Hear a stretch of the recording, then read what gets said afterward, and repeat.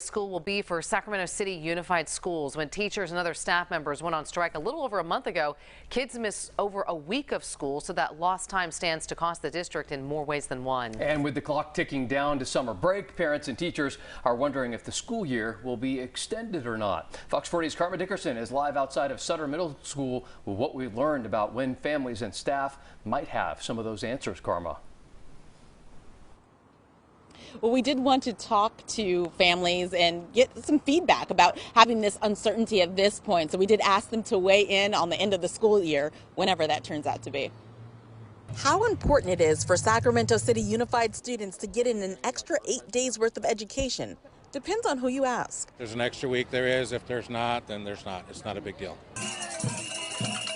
The school district closed schools for 8 days in late March and early April when staff, including bus drivers, teacher aides, nutrition workers, and teachers went on strike. That followed 2 tumultuous pandemic-plagued school years, whose full impact on learning is still unclear. People missing school because of COVID, and then they went on the strike, and now they haven't decided. And to me, it seems like kids need to stay at like their entire full year so they can learn. But learning loss isn't the only concern.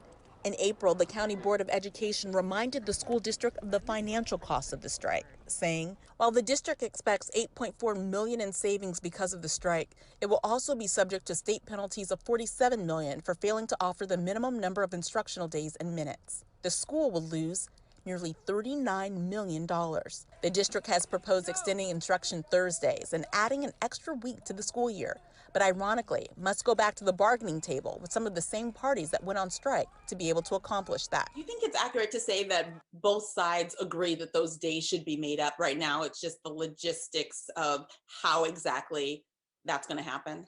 Right. I mean, as teachers, we want to make up the time. We also don't want the district to incur any financial penalties. David Fisher, president of the Teachers Association, says their union is unclear what the delay is with the school district solidifying a plan to address the missed instruction time. The district says they're trying to navigate issues related to employee benefits and ensuring there will be enough staff to not just open schools, but provide actual instruction. Some parents say whatever they decide, it will be helpful to know sooner rather than later. I think it just makes summer planning a little bit harder and, just kind of knowing when they'll actually be done with the end of the school year.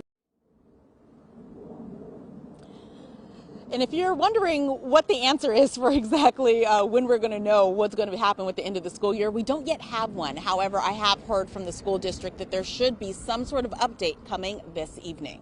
Reporting live, I'm Karma Dickerson, Fox 40 News.